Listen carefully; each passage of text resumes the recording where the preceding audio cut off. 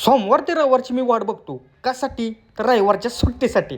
सुट्टी होती म्हणून आलोय घरी. आता तुम्ही बघू शकता ही सगळी आपली गुरं आहेत, ही आपलं कुत्रं आहे आणि ही आमची गाई. सकाळचं लवकर उठून सगळ्यांची शेणं काढली होती, तेवढ्या त्या गाईनं परत शेण टाकलं. मग माझी रिॲक्शन अशी झाली, पण काय बोलणार आपलेच गुरं म्हणल्यावर.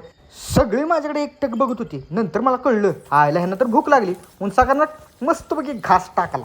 घास सगळा संपला म्हणून हातात घेतला येळा, घेतला कासरा आणि डोक्यावर घेतली पाटी. बरोबर आमचं कुत्रं बी होतं.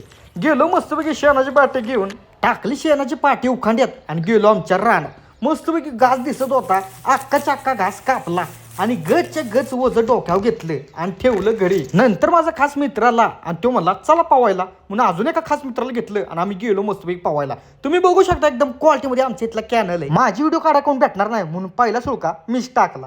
पवायला या म्हणला माय, पवायला या.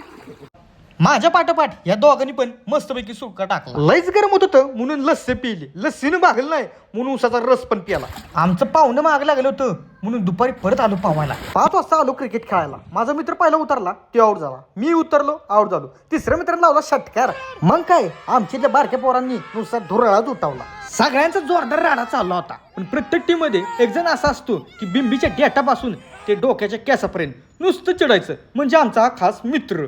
शेवटची आम्ही मॅच जिंकली आणि सुमितचं विमान उडालं. चाल तर भेटूया दुसऱ्या ब्लॉगमध्ये.